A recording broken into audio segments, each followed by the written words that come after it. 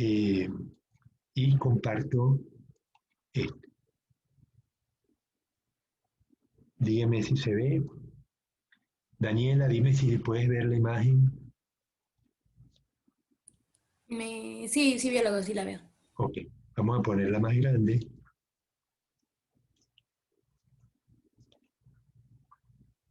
Bien, entonces, solamente un repaso. Habíamos dicho que los artrópodos están formados por 4 subfilos, los trilobitas extintos, los queliceratos algunos extintos, otros muy diversos, como las arañas. Los crustáceos los vamos a ver la semana que viene y los unirramios, esto es lo que vamos a terminar de ver esta semana. Comprenden los insectos y los miriápodos. Los onicóforos los vamos a ver, creo que ya los vimos la semana pasada. Si no, de todas maneras vamos a repasarlos hoy, ¿no? Aquí tenemos los miriápodos, están formados por 2 grupos, los diplópodos arriba, los 1000 pies, y los quilópodos abajo, los 100 pies. Los diplópodos son animales que comen eh, material en descomposición, pero algunos también son depredadores. Los de abajo, los quilópodos, son evidentemente depredadores, esas mandíbulas sirven para algo y pueden proporcionar una buena mordida al humano, aunque tienen veneno, pero no se considera que es más potente que el de una avispa, ¿no? De todas maneras, cuando uno ve estas animales, pues uno tiene que tener cuidado y tratar de no manipularlos mucho o no manipularlos en absoluto por las mandíbulas que tienen. Los diplópodos parecen inofensivos, pero tienen ácido cianhídrico y el cianuro pues es muy peligroso. Así que hay que manejarlos con cuidado estos animales, ¿no? Bueno, los insectos los vamos a ver en el caso de hoy y los onicóforos los vamos a repasar enseguida. Veíamos que los quilópodos están divididos en 4 órdenes, todos se parecen, se llaman 100 pies en general. La morfología de los quilópodos y los diplópodos se parecen mucho. Habíamos visto que tiene pues un intestino, una boca, un intestino y un ano. Eh, el intestino se ve poco diferenciado, en los insectos lo vamos a ver mucho más diferenciado. Tiene pues entonces unas glándulas salivares, eh, que permiten la lubricación del alimento cuando ingresa al intestino. El alimento es digerido y es expulsado los desechos por el ano, ¿no? Vemos que tiene unos tubos de Malpighi que, a diferencia de los arácnidos, habíamos visto que los quelicerados tenían, además de los tubos de Malpighi, unas glándulas coxales que les permitían eliminar productos nitrogenados. En este caso, los unirramios solamente tienen tubos de Malpighi. Los sexos están separados, los quilópodos, los órganos sexuales están en la parte inferior del animal. Estamos viendo que tiene una vesícula seminal desde un macho en el testículo. La hembra pues tendría el ovario también en la parte inferior. Estos animales no tienen cópula, ellos colocan el espermatóforo como es típico de los artrópodos. En los artrópodos los espermatozoides no están nadando en agua. Ellos son colocados en unas estructuras, en unas pelotas sólidas, y de ahí se desprenden y fecundan a los huevos a medida que van entrando en contacto con los huevos. Pero en general, todos los artrópodos van a tener espermatóforo. En este caso, el animal tiene inseminación indirecta porque coloca el espermatóforo en el suelo y la hembra lo recoge. Vemos el cordón nervioso que parte del cerebro, que inerva las 2 antenas, y luego se extiende 2 canales nerviosos por el vientre del animal, y hay un ganglio pues en cada segmento. Los diplópodos pues tienen una morfología muy similar, solo que el sexo, los órganos sexuales van a estar en la parte delantera. En general son animales terrestres, son depredadores, se alimentan de detritos, el cuerpo vive en cabeza, tórax y celso. Los segmentos están fusionados de pares y por eso hay 2 pares de patas y ganglios por segmento corporal, en el caso de los diplópodos. El atopilario es una estructura masticadora y surge de la fusión de las segundas maxilas.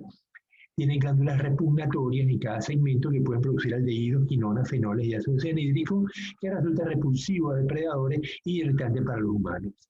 Aquí vemos pues la cabeza. Los ojos pueden estar presentes o pueden no estarlo. Son animales que usan mayormente las antenas para posicionarse, localizar alimentos. Bueno, el resto ya lo hemos visto. Los anicóforos son unos animales que los estudiamos porque forman un grupo intermedio entre los anélidos y los artrópodos. Se supone que es un grupo que estaba en la zona, en el grupo que le dio origen a los artrópodos. Ellos no están articulados como tampoco lo están las parapodias de los poliquetos. Sin embargo, vemos aquí que tiene muchas características de artrópodos y tiene características de poliquetos. Las antenas, también desarrolladas, los ojos están en la base de la antena, lo pueden ver aquí arriba. Tiene unas papilas orales que son sensitivas. La boca tiene la mandíbula y lóbulos periorales. Él se alimenta, es un depredador, un carnívoro, pero atrapa a las presas lanzando una sustancia pegajosa que la localiza a lo largo del cuerpo. A diferencia de los artrópodos, no tienen tubos de Malpighi, tienen nefridios, igual que los poliquetos. Son animales que viven en los trópicos. Debe haber en Ecuador, porque lo hay en Venezuela, lo hay también en Ecuador, sobre todo en las selvas húmedas.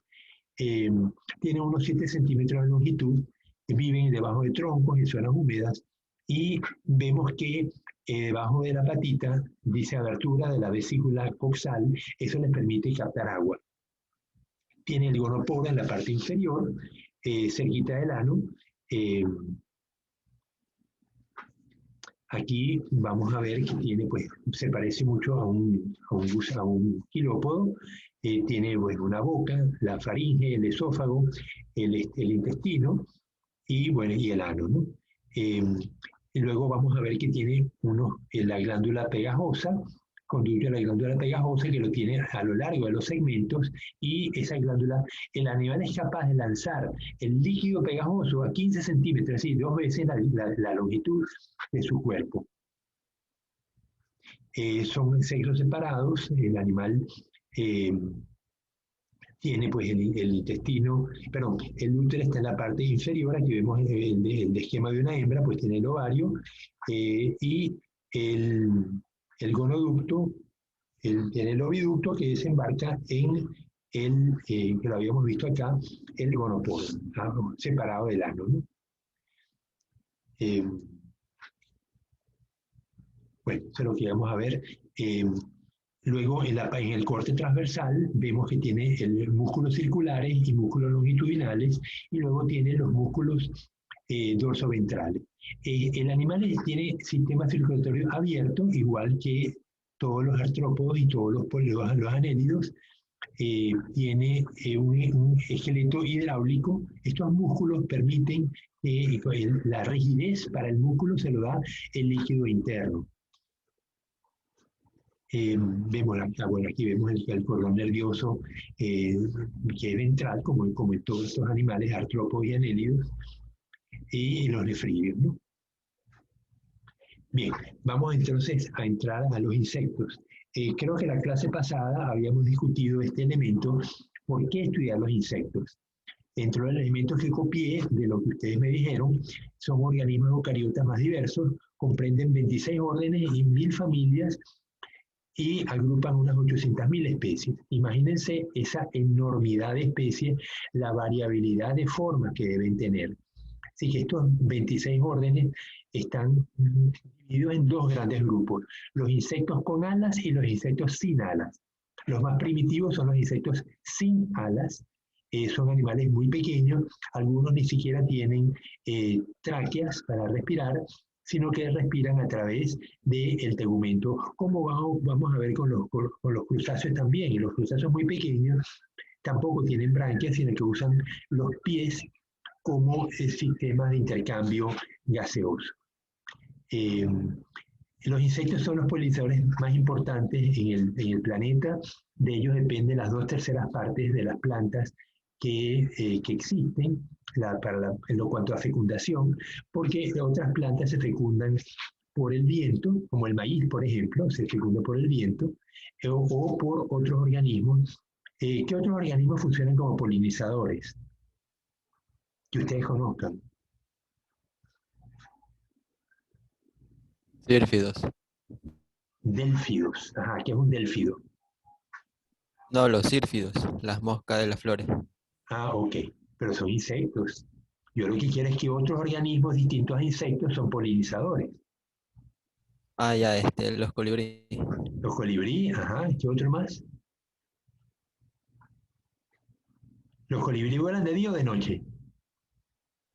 En el día, en la noche los murciélagos. Los Algunos. murciélagos también polinizan, exactamente. Entonces tenemos entes polinizadores, tenemos los insectos. Nómbreme algunos insectos que ustedes saben que polinizan.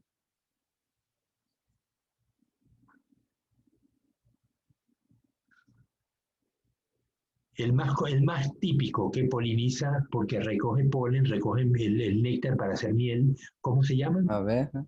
Las abejas. La apis, el género apis. Todo organismo que chupe néctar de flores va a actuar como polinizador. Eso no importa si sea un colibrí, sea un murciélago o un insecto. Eh,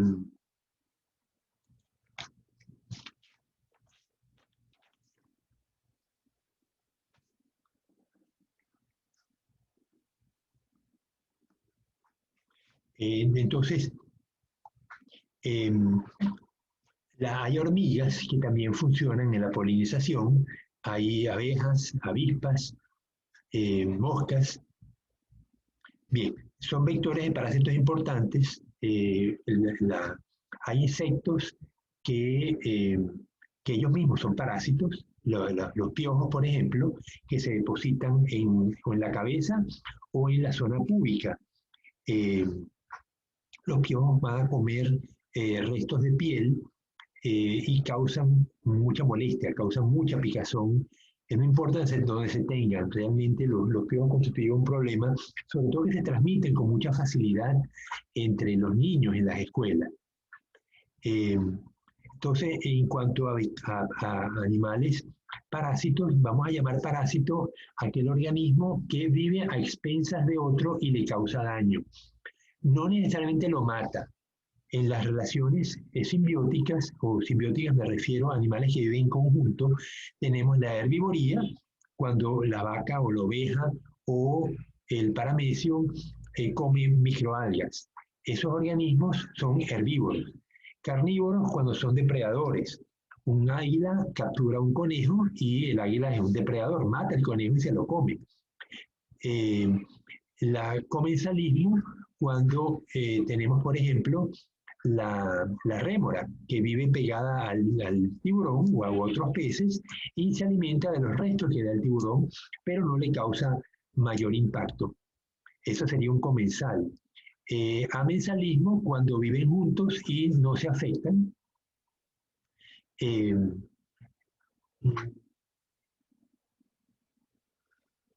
en el caso de las aves que están encima de las vacas, el ave está comiendo la garrapata, en ese sentido le da un beneficio a la vaca, ¿no? al ganado. Pero en el caso de los parásitos le estamos causando un daño al hospedero, pero no lo matamos. Si lo matamos, entonces ya entra dentro del área de los depredadores, ¿no? Entonces, vamos a nombrar algunos insectos que sean parásitos entonces.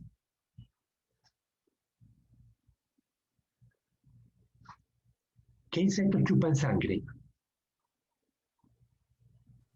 Garrapatas. No, pues sí, pero la garrapata es un ácaro, es un quelicerado, no es un insecto. Las mosquitas. Los chinches. Los chinches chupan sangre, exactamente. Otro. Dijeron la mosquita, pero hay una mosca que vive en los ríos que Los chupa moscos. los moscos. Lo que pasa es que tenemos los tábanos, que son una mosca que coloca huevos, pica y coloca huevos en el cuerpo de los animales, de los cordados. Puede ser a nosotros mismos, nos puede picar un tábano y nos coloca también huevos debajo de la piel. Entonces tenemos la mosca que vive en los ríos, que transmite el nematodo que causa la ceguera.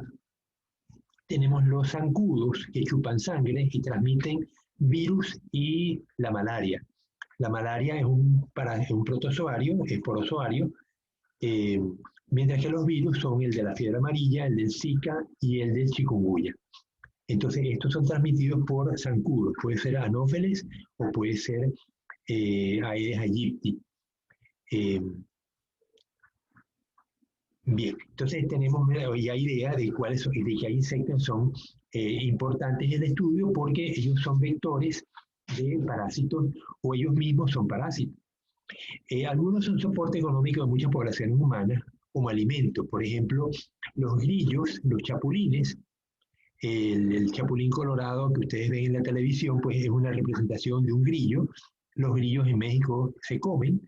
Las hormigas también se comen en México y en Venezuela. Solo que en otros países, salvo estas cosas curiosas, realmente los insectos no forman una parte importante de la dieta en nuestro continente. En otros países, sobre todo países asiáticos, las dietas son más diversas.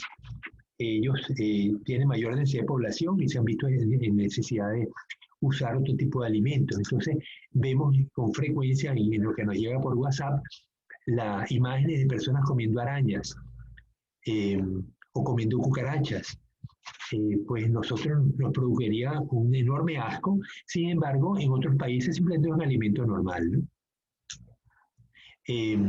La miel es un producto altamente apetecible, producido por abejas, pero también por muchas avispas. No solamente las abejas son productoras de miel. La seda, ¿quién produce la seda? El gusano de seda. Ajá, el gusano de seda. Parece cuando el gusano de seda, después de la pupa, ¿en qué se transforma? Para saber el orden a quien pertenece. Es un insecto. Claro, es un insecto, es el gusano es un insecto, pero ¿en qué se transforma? ¿Vuela o no vuela? Sí, vuela. Es una Claro, mariposa. es una mariposa, por eso. Entonces la seda se obtiene del cultivo de este gusano, de esta mariposa, ella pone huevos y ahí salen las orugas. Las orugas cuando van a alcanzar su última muda, ellas se transforman, sufren una metamorfosis y genera una cobertura con hilos. Esa cobertura pues se toma, se mata al gusano y se deshilacha y de ahí se obtienen las fibras para hacer la seda. Hoy en día pues muchas sedas son artificiales, ¿no? Pero la seda original era hecha de esta manera. Ahí también hay insectos que se usan como souvenirs. Hay mariposas de unos colores muy bonitos. Uno las puede cultivar y preparar souvenir con ellos, o algunos coleópteros, algunos escarabajos, sobre todo el género del orden, los que son escarabajos son coleópteros, ¿no?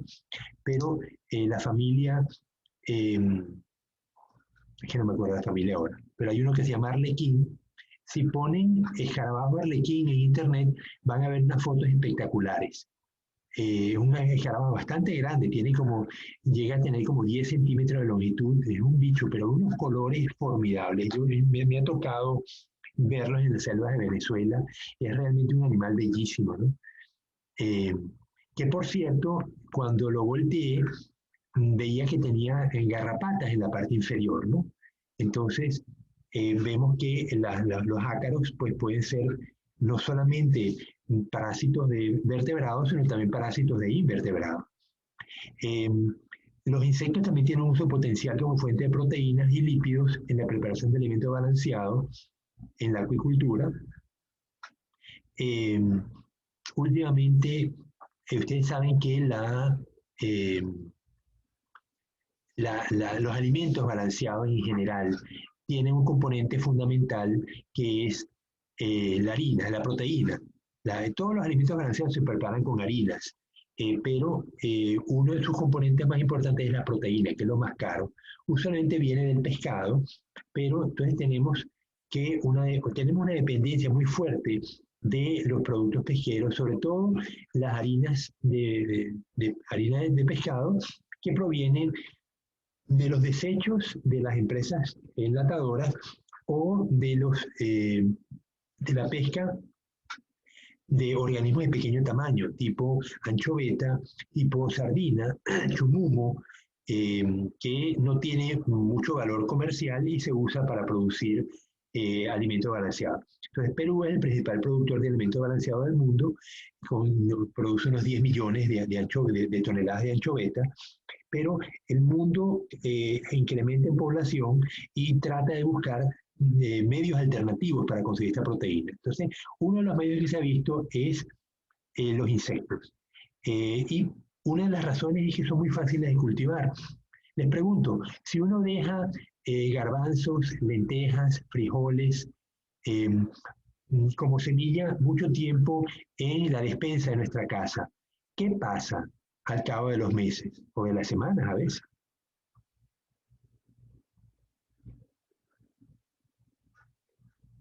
No les pasa nada, el grano sigue igualito.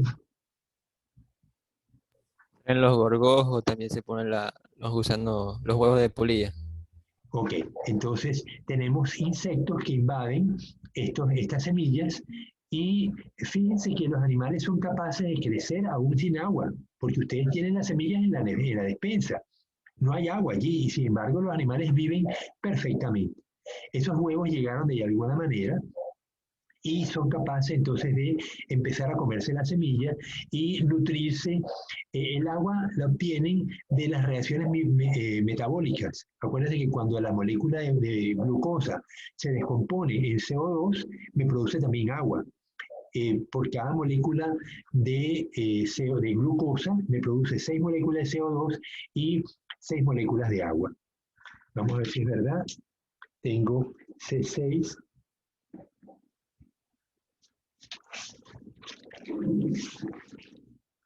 C6H12O6 más 6 oxígenos me da 6 moléculas de CO2 más H2O.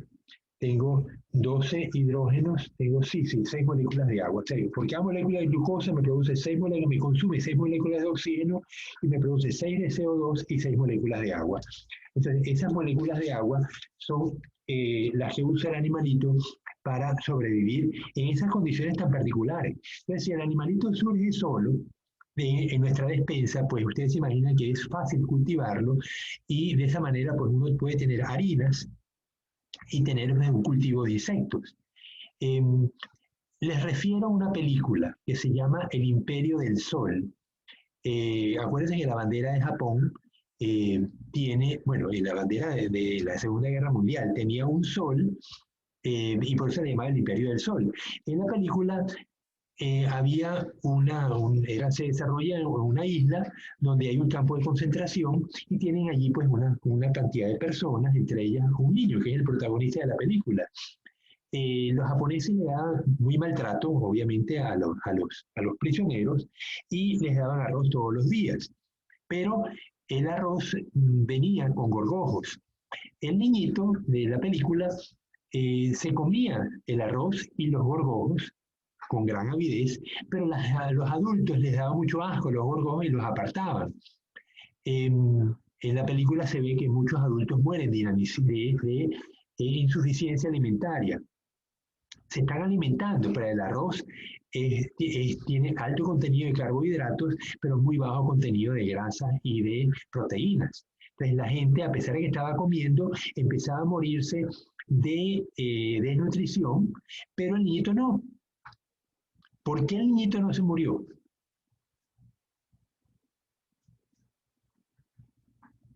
¿Qué tenían los gorgojos?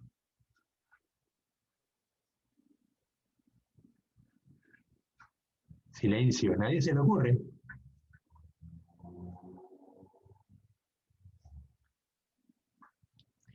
Piensen, ¿por qué comemos carne de vaca? Por la, Y no por la proteína. Los gorgojos por le proporcionaban proteínas. le proporciona proteínas. El mismo elemento que tiene una vaca. Nosotros no comemos pasto, sí, pero la vaca sí come pasto y la transforma en proteínas. El nitrógeno le viene en parte del pasto y en parte de otras sales que le dan a las vacas.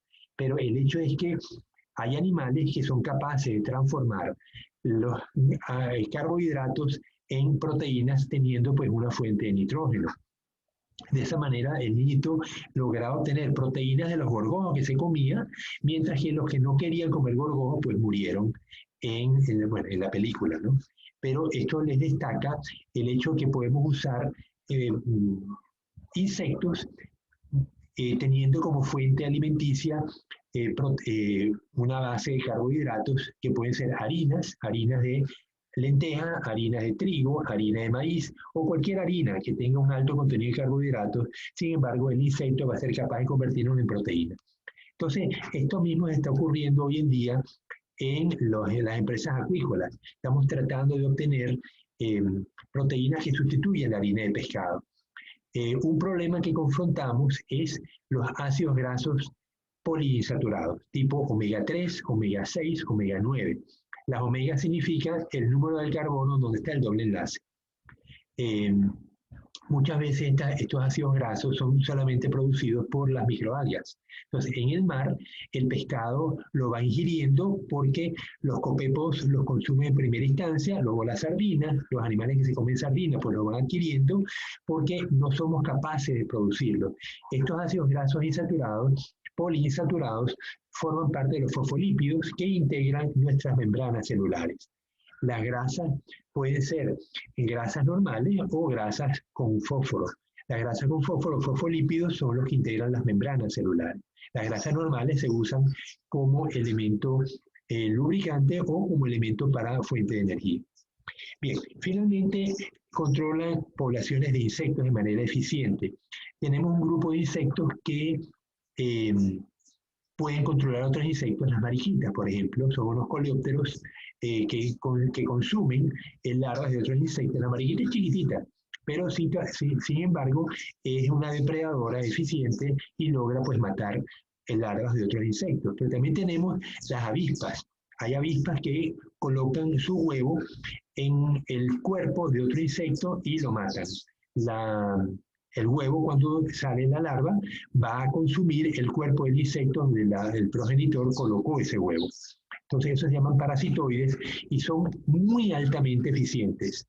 Yo estudié en California, donde hay muchos cultivos de naranjas, de mandarinas, de limones, y los granjeros, para controlar las plagas que afectaban a las naranjas, colocaban jaulitas con avispas. Esas avispas hacían el recorrido de la granja y animal que veían, insecto que parasitaban y le colocaban un huevo y de esa manera pues tenían controlado de manera biológica, sin usar insecticida, las poblaciones de insectos que afectaban el cultivo. Se me olvidó mencionar un problema muy grave que tenemos los insectos que comen plantas. En este momento en Etiopía o en la zona noreste de África tenemos gravísimos problemas con las langostas.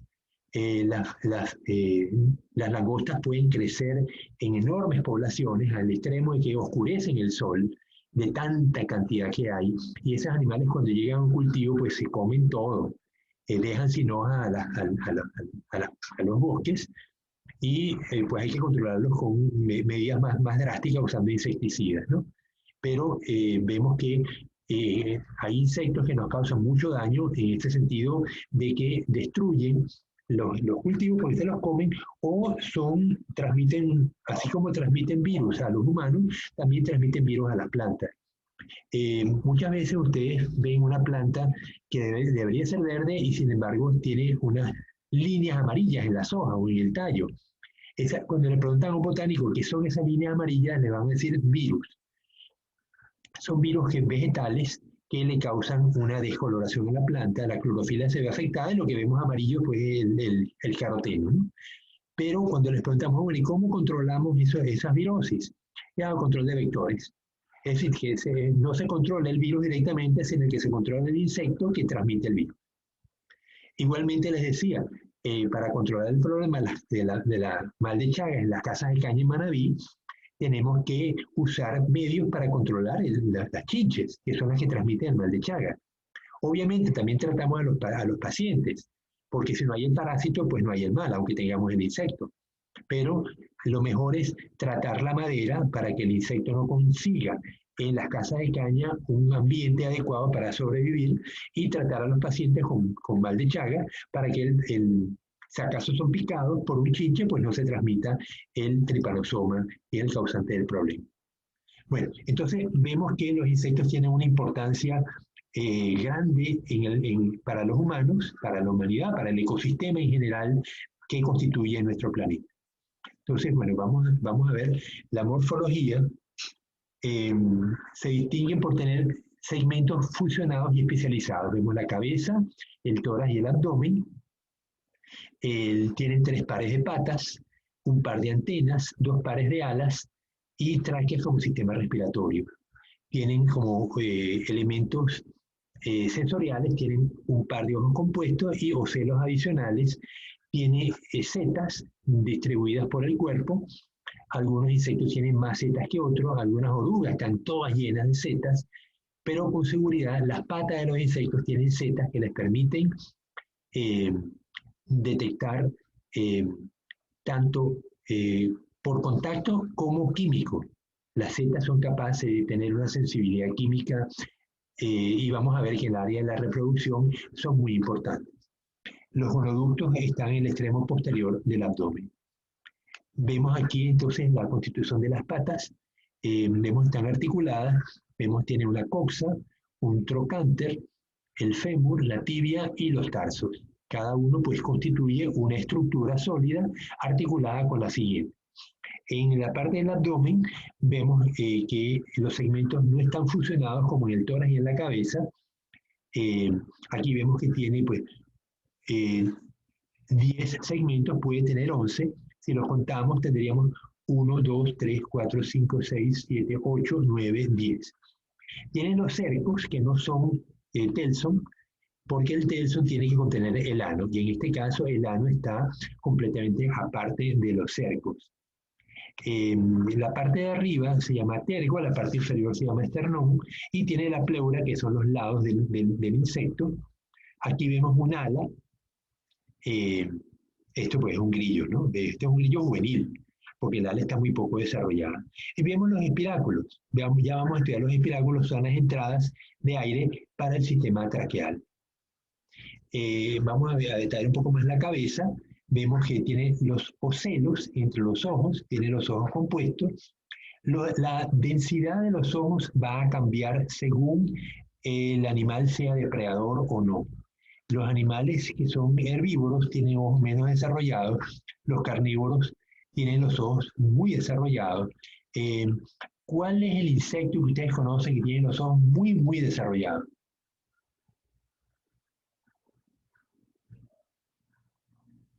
Las abejas, no. Las abejas sí, pero no es el que los tiene más desarrollados, que tiene los ojos más grandes. Las moscas. Las moscas, ok, está por ahí, pero hay otro que tiene los ojos más grandes todavía. Es un depredador terrible. En acuicultura causa unos estragos tremendos. La larva, él no. Lo que pasa es que pone huevos y la larva hasta se come las cachamas, las muerde y les hace huecos. Tiene las 4 alas bien desplegadas, todo el tiempo las tiene desplegadas, no las recoge. Las libélulas. Libélulas, exactamente. Tiene los ojos más grandes que cualquier otro insecto. Yo creo que compite con la mantis religiosa. La mantis religiosa también tiene unos ojos sumamente grandes, ¿no? Entonces, aquí tenemos pues un saltamontes. El saltamontes forma parte del grupo de los ortópteros. Entonces vemos que tiene los ocelos, los ojos, las antenas y luego las piezas bucales. Las piezas bucales son un par de mandíbulas, 2 pares de maxilas, pero un par de maxilas está fusionado formando el labro.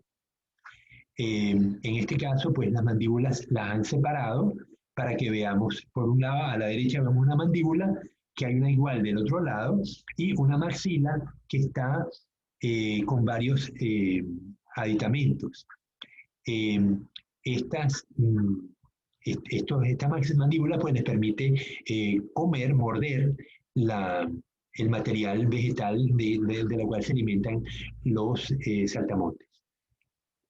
Vamos a ver que las piezas bucales van a cambiar bastante entre grupos de insectos. Arriba a la izquierda tenemos una mariposa. La mariposa tiene las piezas bucales unidas formando un tubo y logra extender la probóscis en base a presión sanguínea. O sea, ella puede hacer la presión sanguínea hace que se estire el tubo y lo logra insertar hasta la flor donde va a chupar el néctar. En el caso del insecto, lo vemos aquí arriba a la derecha, vemos cómo han desplegado cada uno de los segmentos, se han transformado, cada uno parece un estilete. Tenemos el labro, la mandíbula, la hipofaringe, las maxilas y el labio, y todos forman un conjunto, como lo vemos en la C, donde ellos se intercalan y logran constituir un sorbete rígido que es capaz de penetrar nuestra piel y buscar un vaso sanguíneo del cual van a chupar la sangre. Abajo a la derecha vemos un chinche penetrando un tejido vegetal, una planta, meten el estilete hasta el tubo cinemático donde van a chupar pues, la savia de la planta. Aquí, bueno, vemos la E, dice la E, sección transversal del pico de un hemíptero, en el cual se muestran los canales salivares y alimentarios en el interior de las maxilas y mandíbula en forma de estilete. Bueno, la parte interna del insecto, veíamos que en el caso del quilópodo, el intestino era muy poco diferenciado. En el caso de los insectos, lo vamos a tener mucho más diferenciado. Vemos que la cucaracha tiene pues el esófago, tiene un buche, al buche le sigue un proventrículo, luego viene el intestino y de esa parte entre el proventrículo y el intestino surgen unos cigos gástricos cuya finalidad es absorción de minerales y de material nutritivo, o sea, carbohidratos en forma de monosacáridos, ácidos grasos, aminoácidos. Luego sigue el intestino, donde va a haber muy poca absorción, hasta el ano, donde se expulsan los elementos de desecho. Los tubos de Malpighi vemos que se ramifican y drenan al intestino, donde van a agregar la sustancia de desecho, en este caso, pues, ácido úrico. En el caso de los insectos terrestres, en el caso de los insectos acuáticos, los tubos de Malpighi lo que liberan es amoníaco. Porque el animal está en el agua, pues puede darse ese lujo de poder liberar amoníaco. En el caso de los insectos terrestres, el ácido úrico es muy poco soluble y por eso drena junto con el excremento. Vemos que luego tiene, como veíamos en los quilópodos, pues el cordón nervioso doble a lo largo del insecto y ganglios en cada segmento. La glándula salivar, la vejiga salivar, que permite liberar enzimas, tanto ellas como el buche van a liberar enzimas digestivas. Aquí vemos un esquema de lo que les acabo de mostrar, pues vemos la boca, la faringe, el esófago, el buche, el proventrículo, el cibo gástrico, la región digestiva media y luego el intestino, donde les decía que tiene muy poca absorción. Aquí vemos un corte transversal de un insecto. Vamos a ver entonces el corazón. El sistema circulatorio de los insectos, como en todos los animales artrópodos que hemos visto, es abierto. Tiene un corazón a lo largo de todo el cuerpo. El corazón en la parte trasera del animal está cerrado. Solamente la parte delantera es la que está abierta. Cuando el corazón se contrae, bombea sangre hacia la parte delantera del animal y esa sangre pues luego fluye, se mezcla con la hemolinfa. Todos los órganos que estamos viendo están rodeados de hemolinfa. Por eso es un sistema abierto. ¿Cómo se llena el corazón? Ven los músculos alares. El músculo alar, cuando se contrae, expande el corazón y él se llena con los ostíolos.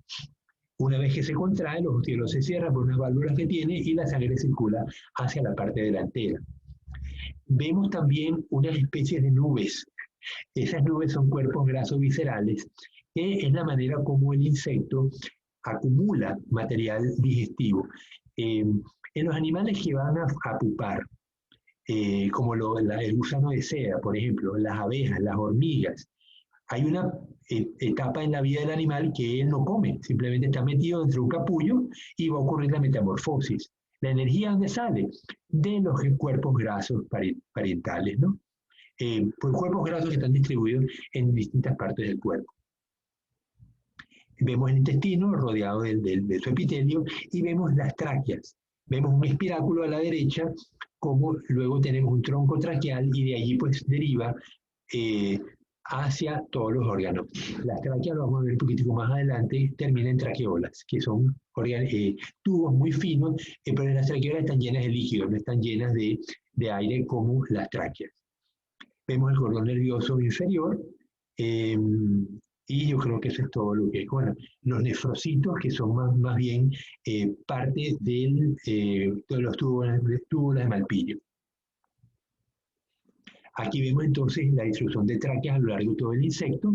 Vemos cómo tiene nefridio, que tiene espiráculos a lo largo de todo el cuerpo, pero los espiráculos, los vemos aquí a la izquierda, vemos que él tiene exoesqueletos, las células del epidermis, que son las que segregan las tráqueas, pero fíjense que las tráqueas no tienen epicutícula, o sea, porque justamente es lo que permite el paso de los gases desde el aire que está dentro de la tráquea hacia la hemolinfa que rodea a las tráqueas.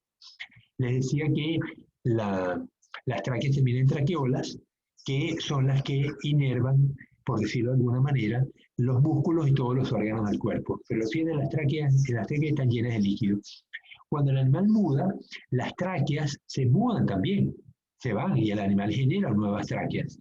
Las traqueolas no se mudan, las traqueolas siguen intactas. El animal lo que hace es generar nuevas tráqueas.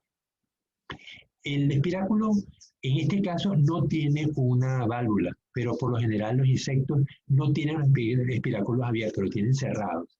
Y la razón es que ellos tienen una altísima capacidad para retener agua.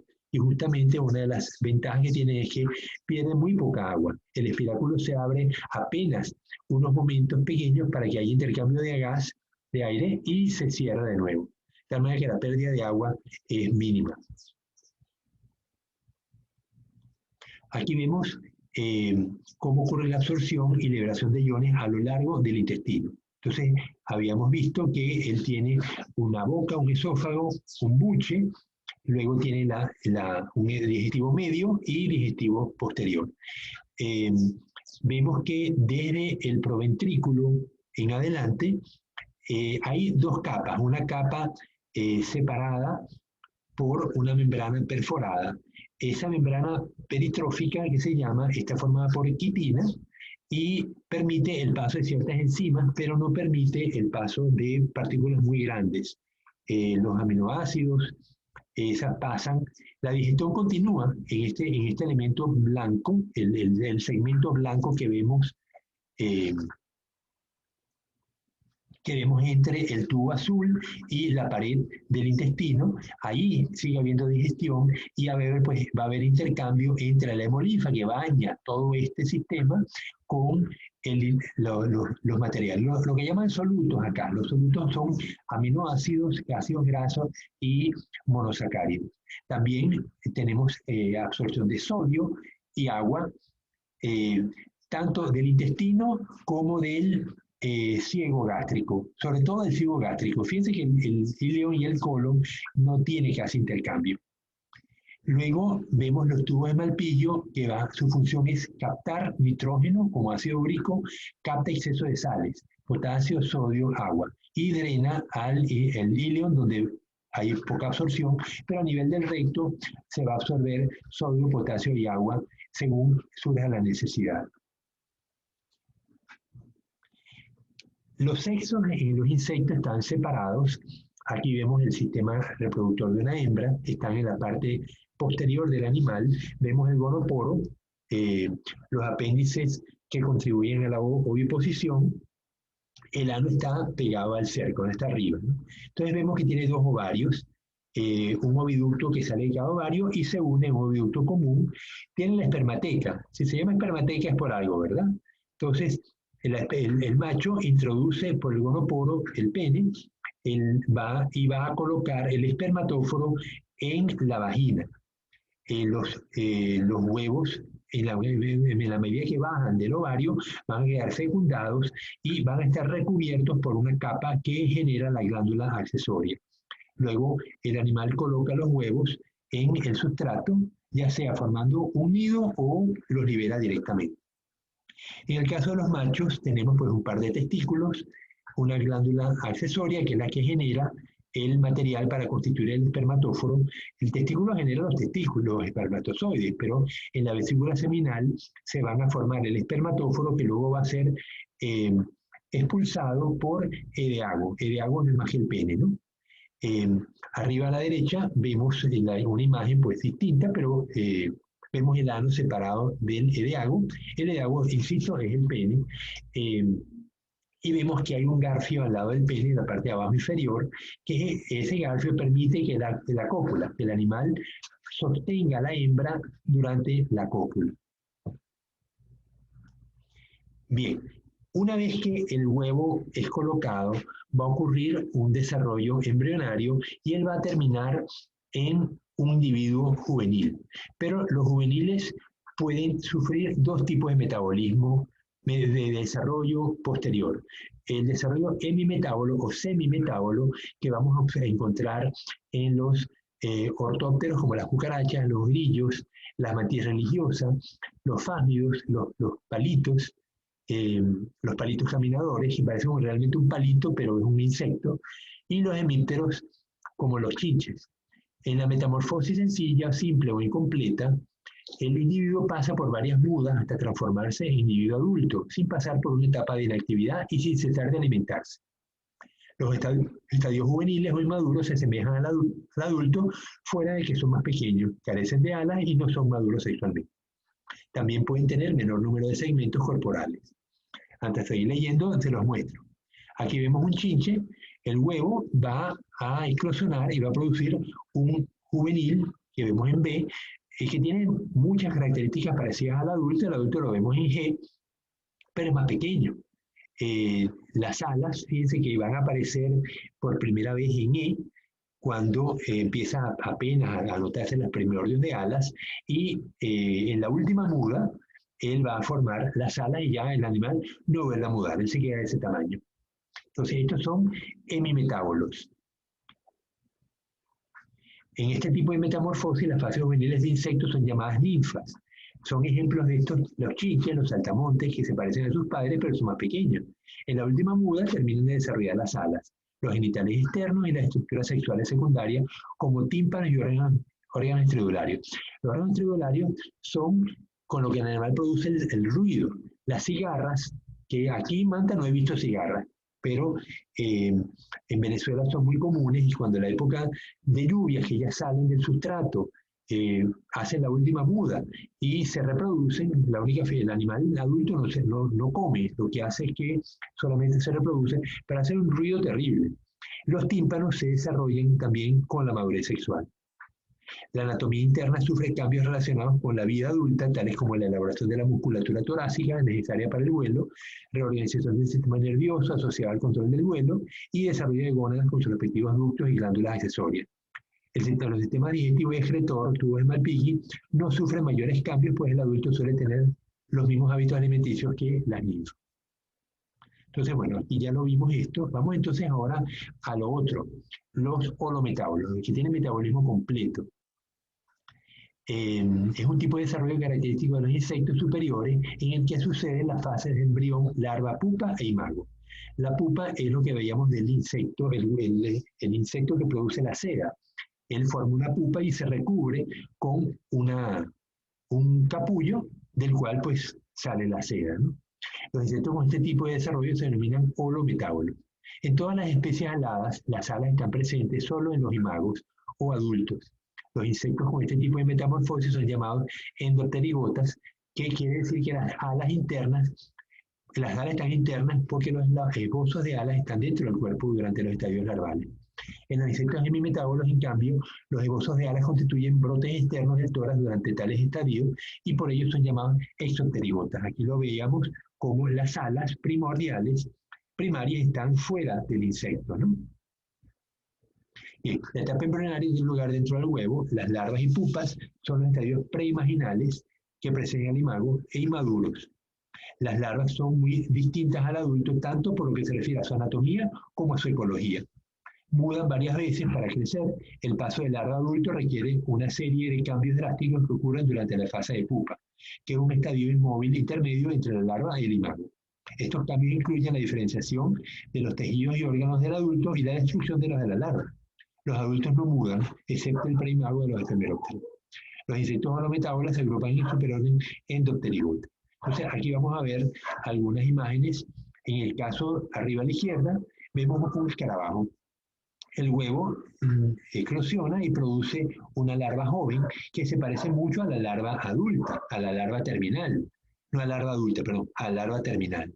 En la larva terminal forma un capullo y ella va a sufrir metamorfosis y se desarrolla entonces un adulto como el que estamos viendo acá. A la derecha vemos no vemos huevos, lamentablemente, pero vemos una larva de una avispa.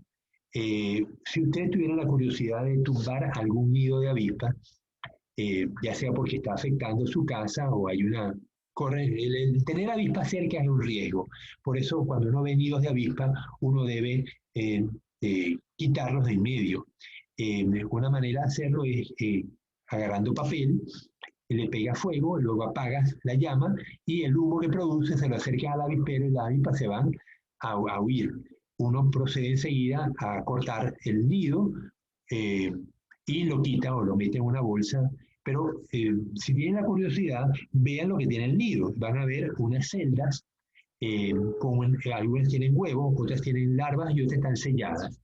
En las que tienen la larva, pues van a poder ver la larvita. Si tienen un palillo o un tenedor, pues la van a poder sacar para observarla y van a ver que se parece a esta. Tienen sus ojitos, tiene las tres patitas, como vemos acá en la larva del coleóptero, y eventualmente, si rompen uno de los sellos, van a ver que en el sello está la larva sufriendo metamorfosis. Aquí están formándose las patas y las alas, y al final tenemos un adulto ya con las alas completamente formadas. Entonces, eso lo veríamos si pudiéramos tumbar un nido de avispa y vemos su contenido. En algunos grupos, no solamente las larvas se diferencian del adulto, sino las larvas se diferencian entre sí. Eso se llama hipermetabolismo, donde yo tengo una larva a la izquierda que se diferencia de la larva del medio y de la larva de la derecha, aunque las tres son la misma especie. Bien, ¿qué hora es? Ya tengo la respuesta. Estoy esperando más que me pongan, ¿Qué hora es? mi pana me haga las preguntas. No me las hace. Dice, la ausencia del sistema de bombeo se debe a que el sistema de cultivo se realiza principalmente en represas y estanques de tierra, cuyo drenado y cambio de agua se da por las corrientes y la gravedad. Bueno, lo discutimos ahorita. Dime qué hora es. 2:30. ¿Ah? 2:30. 12:30, o sea, me queda media hora. Bien, Yo mientras vamos voy contestando. ya. Bueno, aquí vemos una chicharra en proceso de muda. La chicharra vive mucho tiempo dentro del sustrato, dentro del suelo. Ella, cuando llega la época de lluvias, ya sale del suelo, va a hacer su última muda, sube por los troncos o por las paredes y se rompe por la parte donde vieron que se rompió el exoesqueleto y sale el animal. Las alas se van a extender en base a presión sanguínea, extiende las alas y eventualmente el animal, el adulto ya va a volar y se va a reproducir. Entonces, estas mudas sucesivas es lo que le permite que el animal pues crezca. Vamos a estudiar un poco los insectos sociales. La mayoría de los insectos son individuales, o sea, ellos viven, se aparean durante la época de reproducción, pero no necesariamente constituyen una sociedad. Sin embargo, hay ciertos grupos de insectos, en particular los himenópteros, que como las abejas, las avispas, las hormigas y las termitas, que tienen distintos tipos de individuos en la colonia. La mayoría de los individuos que forman una colonia de termitas, como la que estamos viendo enfrente, son tipo obreras. Ellos son diploides. La hembra la reina que vemos a la derecha, produce huevos fecundados, diploides, y cada huevo va a producir o un soldado o una obrera. Las obreras pues son encargadas de construir el nido, mantenerlo, alimentar las larvas, buscar comida. Las termitas comen madera. Ellos tienen en el aparato digestivo de la termita, tienen unos protozoarios poliflagelados, que a su vez el protozoario tiene unas bacterias que son capaces de digerir la celulosa. Nosotros los animales no son capaces de digerir celulosa, solamente las bacterias son capaces de hacerlo. Las vacas tienen todo un sistema, una comunidad bacteriana dentro del estómago, que es la que realmente es la que va a digerir la celulosa que consume el ganado vacuno. En este caso va a ocurrir lo mismo. Eventualmente hay cambios ambientales que provocan que la hembra, la reina, las obreras produzcan reinas. Sabemos que le dan una jalea real, le dan un alimento especial a algunas de las larvas, y las larvas no se transforman en obreras, se transforman en reinas. Eso va a ocurrir en cierto momento del año.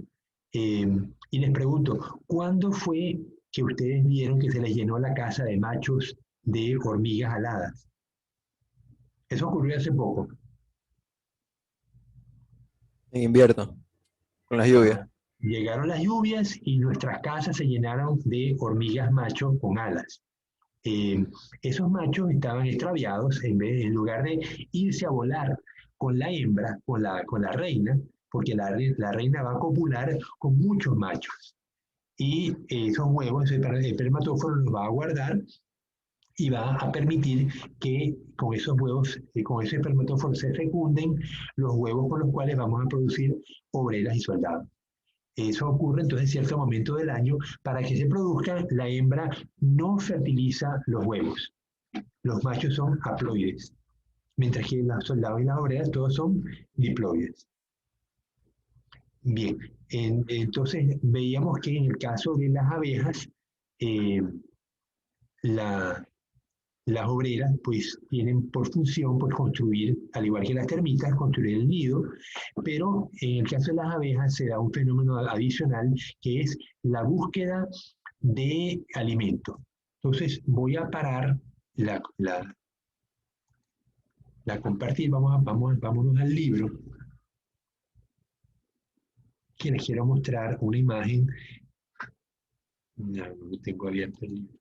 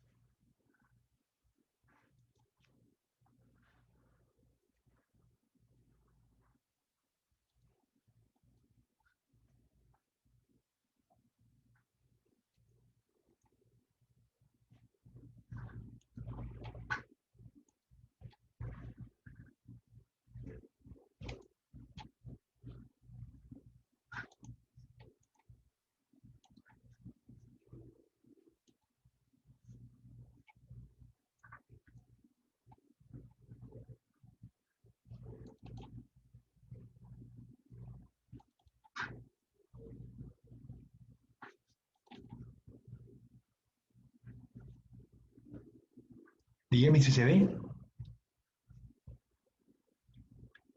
Cris, dime si se ve. Sí, sí se ve, biólogo. Ok, bien. En el año 52, el Werner von Frisch, un investigador que estudiaba el comportamiento de las abejas, eh, reportó que las abejas eran capaces, las obreras, eran capaces de salir de su nido, detectar alimento que hubiera en algún sitio en abundancia y volvían otra vez al nido y reportaban dónde estaba el alimento. Entonces aquí lo que von Frisch indicaba era que el animal era capaz de interpretar la posición con respecto al sol del alimento y el nido. De tal manera que vemos aquí a la derecha cómo la abeja luego ejecuta un baile y el baile está supuestamente indicando el ángulo con respecto al sol donde está el alimento. De tal manera que las obreras pueden salir luego y encontrar el sitio donde la abeja exploradora encontró el alimento. Esta teoría pues fue altamente debatida con respecto a si era veraz esto o no. Suena muy bonito, ¿no? No hay duda. Pero bueno, es cosa de ver qué apoyo tenemos para esta hipótesis de que las abejas son capaces de reportar la distancia y la dirección en donde está localizado el alimento. Bueno,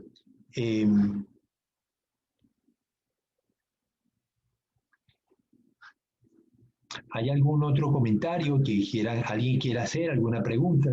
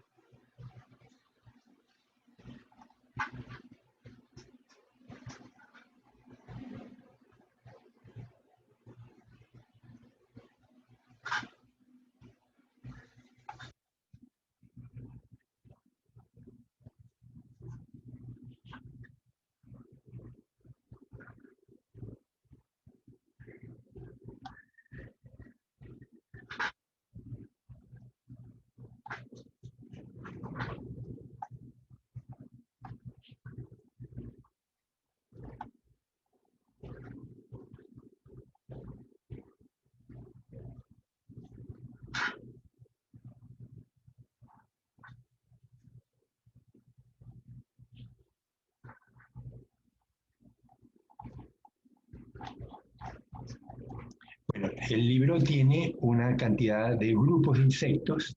Vamos a ver que los más primitivos son los que tienen las mandíbulas hundidas en unas bolsas especiales y forman parte de la clase Entognata.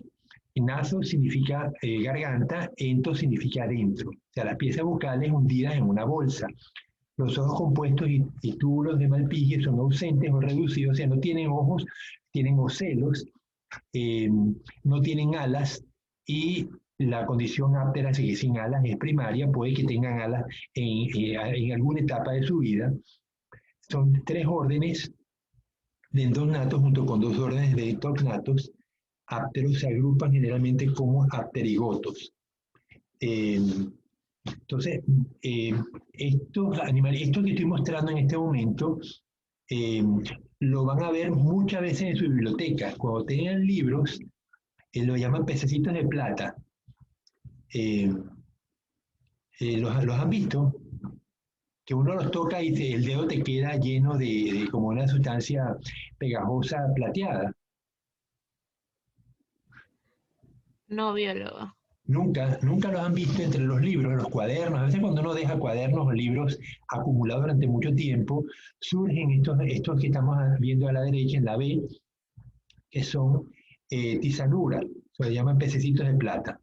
Bueno, estos animales pues no tienen alas y tienen la característica de que las piezas bucales están hundidas en una bolsa. El resto de los insectos forman, ellos forman 3 órdenes: Protura, Colémbola y Diplura.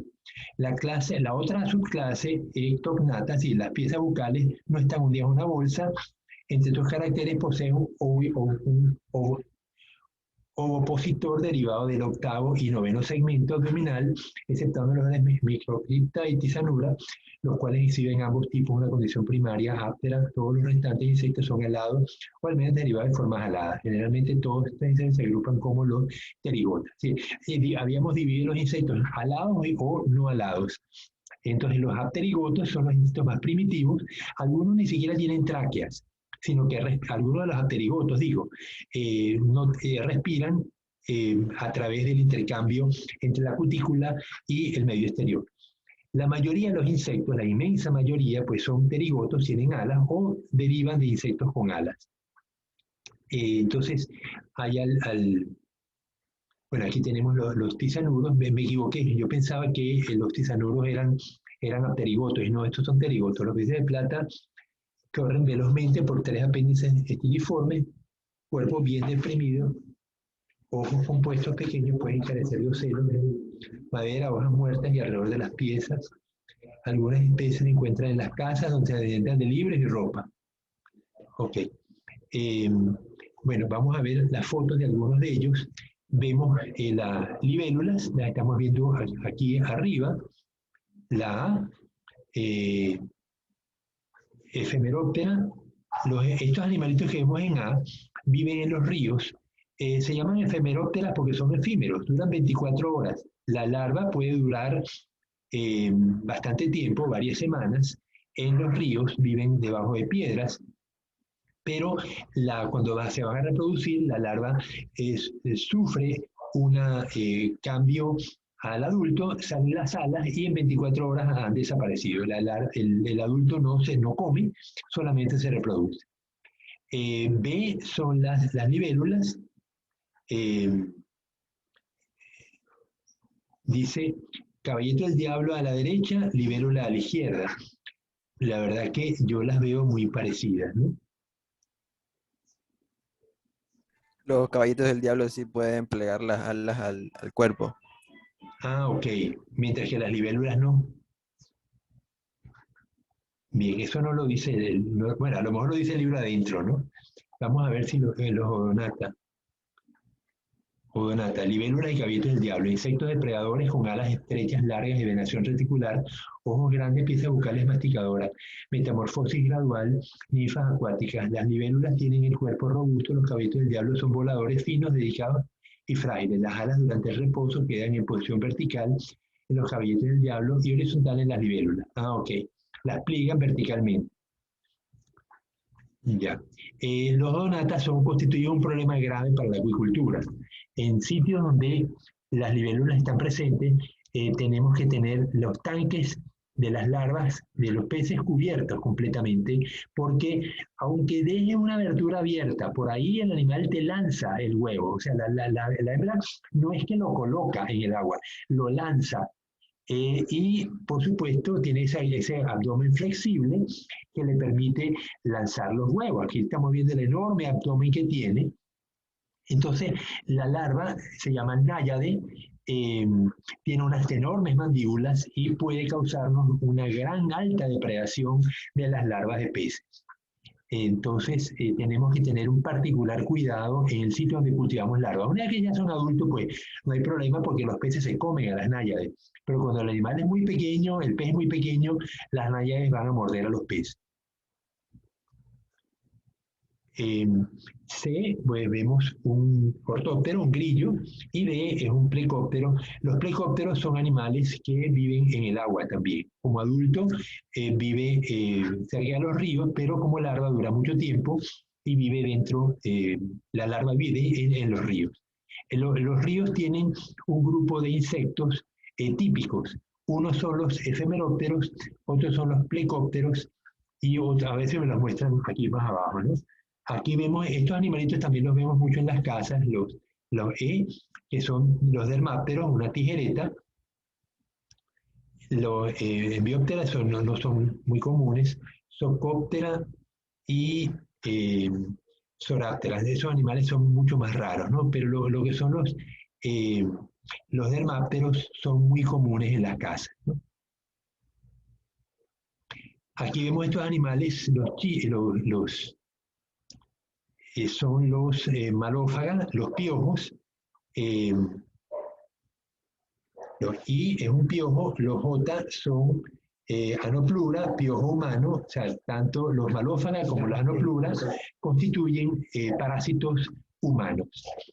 En la K tenemos Tisanoptera, en la L tenemos un homóptera, que son las chicharras, son homópteras, y chinche. Son animales que viven perforando las plantas y pueden transmitir virus.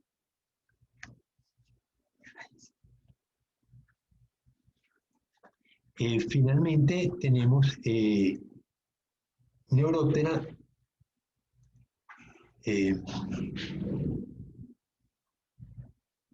Los neurópteras son unos animalitos que no se ven con facilidad, pero a veces ustedes van caminando por los sitios donde hay un sedimento fino, ya sea arena o sedimento muy fino, y van a ver unos conitos, unos conos formados en la tierra, muchos de ellos, uno al lado del otro. Esos conos son los nidos de las hormigas león, un neuróptero. El animalito está en la base del cono y cuando pasa una cucaracha, una hormiga que resbala por el cono, le cae directamente a la boca del animal y se lo come. Entonces, ojalá que tengan chance cuando vean estos conitos en el sustrato, agarren un palito y muevan el conito a ver si logran ver un neuróptero en la base del cono. Aquí, estos no son animales muy comunes, pero en la P tenemos un tricóptero, que son también de nuevo animales que viven en el agua.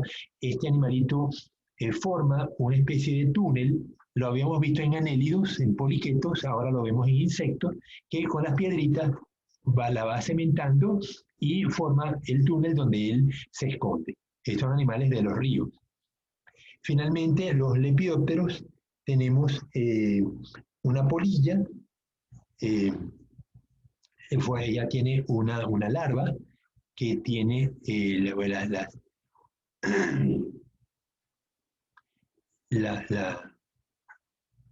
bueno, el gusano y luego la polilla. La polilla, a diferencia de las mariposas, tiene las alas plegadas, mientras que las mariposas las tienen verticales. En la R tenemos un díptero, un zancudo. Vemos como los dos pares de alas, unos son muy desarrollados y los otros son los halterios. Los halterios le dan estabilidad al animal y son alas muy poco desarrolladas, ¿no? Aquí vemos la S, que son himenópteros, las avispas, las abejas. A mí pusieron, debe poner una abeja, ¿no? Pero pusieron este himenóptero.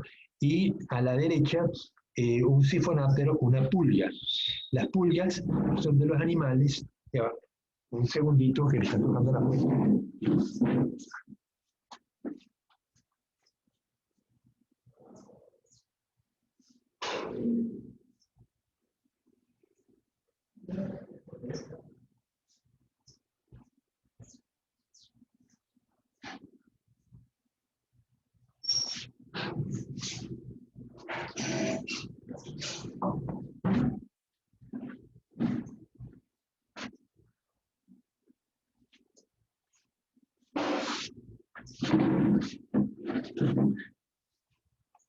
Las pulgas son animales que provocan un enorme salto, son capaces de saltar enormes distancias proporcionalmente, porque puede saltar a 25 veces su cuerpo. Imagínense, yo puedo saltar, ¿cuál es el salto más grande que logra dar el hombre? Los atletas en las Olimpiadas. ¿Cuántos metros puede saltar una persona?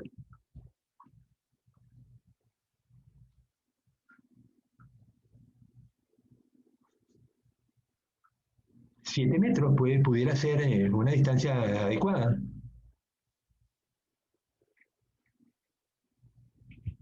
Silencio, nadie lo sabe. Bueno, si fuera 7 metros, sería el equivalente a una persona que puede medir unos 60, serían unos 60, son 3, serían 4 veces la distancia, la altura de la persona.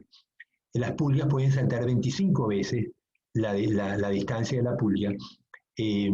Son animales que causaron muchísimo daño en la época cuando no se conocía, porque ellas transmitían una bacteria, ellas estaban en las ratas y de las ratas saltaban al humano y le transmitían la peste bubónica que diezmó la población europea en la Edad Media, ¿no?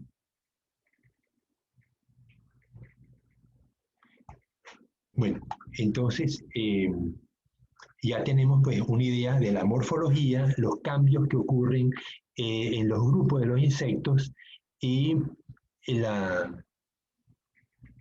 importancia que representan los insectos para el humano y para el ecosistema en general.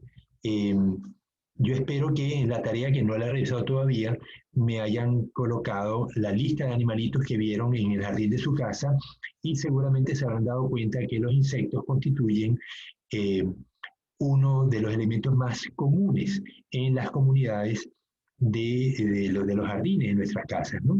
Sobre todo en lo que se refiere a hormigas, cucarachas, moscas, van a estar presentes de manera muy cotidiana. ¿Algún comentario que quieran hacer para complementar la clase de hoy sobre insectos?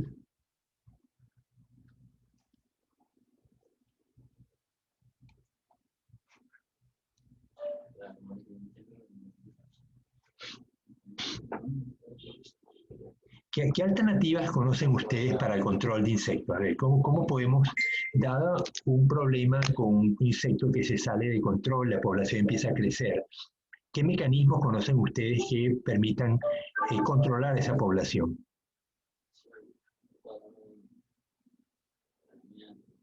A ver, Pilligua, Alexis, dime, ¿qué mecanismos usan en tu casa cuando tu mamá o tu papá ve que hay muchos insectos o muchas moscas, muchas cucarachas? ¿Qué usan en tu casa, Alexis?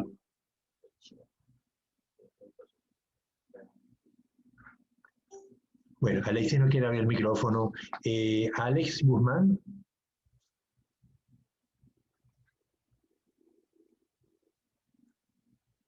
Bueno, nadie quiere hablar. A ver. Los insecticidas, perdón. Ok, podemos usar insecticidas que son a base de sustancias químicas. Pero ¿qué pasa con el insecticida? ¿Lo echas hoy? ¿Y qué pasa mañana? Que pueden regresar.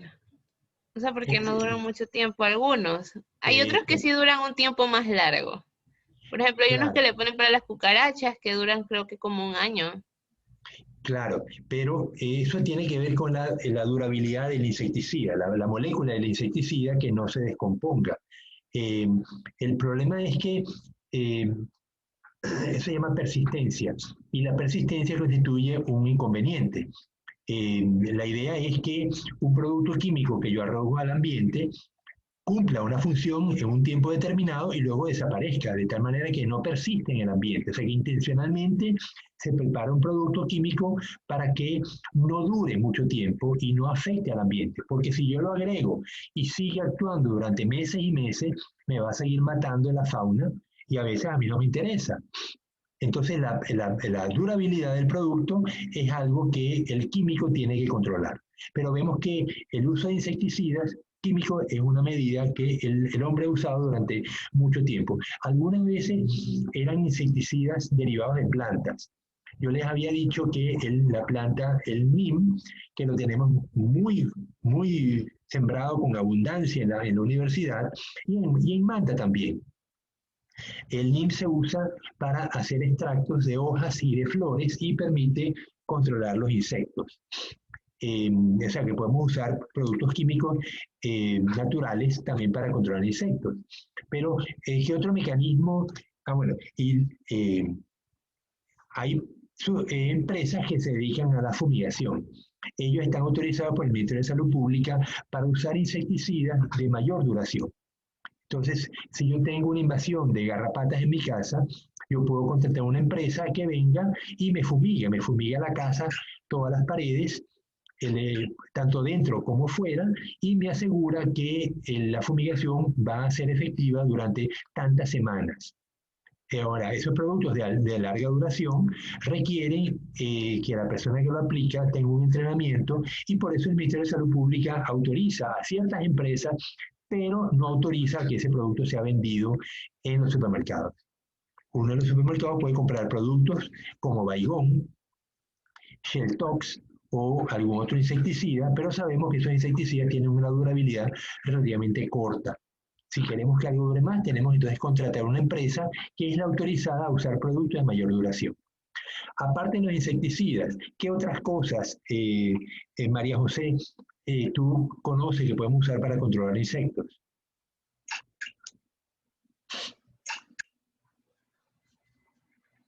¿Qué animales comen insectos?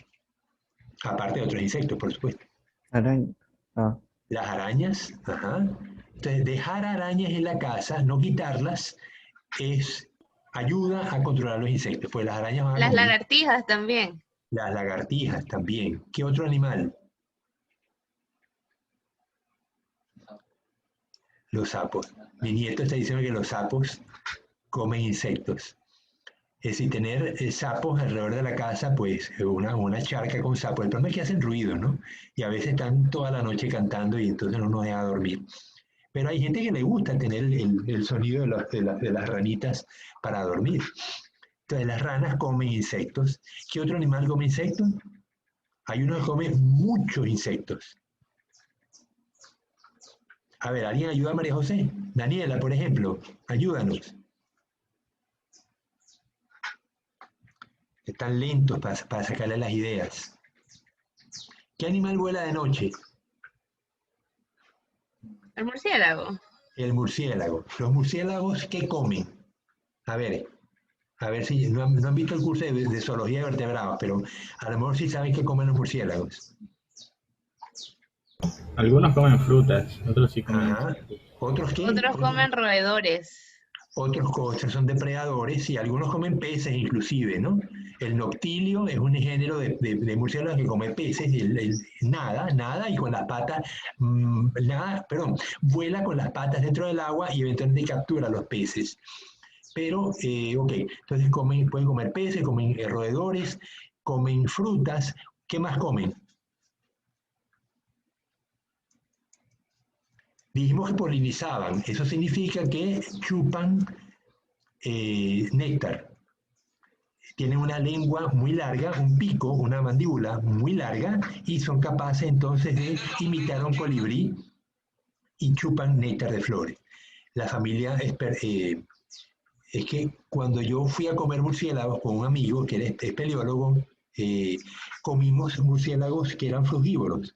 Eran comedores de frutas y él los conocía, por eso fue que, y los comimos bien asados, ¿no? De tal manera que no hubiera riesgo de que nos fuéramos a contaminar con algún parásito extraño, ¿no? Pero no han mencionado los murciélagos que comen insectos. Estos animales son capaces de comer varias veces su peso en insectos cada noche. Entonces, el atacar a los murciélagos constituye un problema severo porque eliminamos un elemento del ecosistema que consume muchos insectos. No han mencionado el que yo me imaginaba que iban a mencionar primero, que los murciélagos chupan sangre. Apenas una fracción muy pequeña de los murciélagos son hematófagos.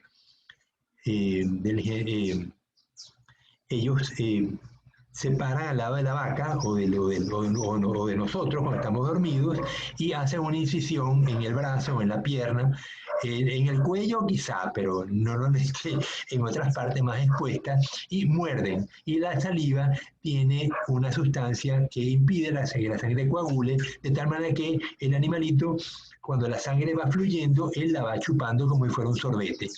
Los dientes son muy afilados, entonces casi no te das cuenta que el murciélago te mordió.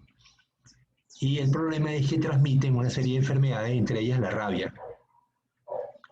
Bien, entonces vemos que podemos usar otros animales para el control de los insectos, así como yo puedo en una granja arrocera, yo puedo tener búhos, coloco nidos de búhos para que aumente el control de los roedores. Yo puedo también tener nidos de animales depredadores de insectos, otros insectos o arácnidos que también me ayuden a controlar los insectos en la granja. Bueno, jóvenes, es la 1. Nos vemos mañana. Vamos a comenzar mañana con el capítulo de crustáceos. Hasta mañana. Hasta mañana. Mañana.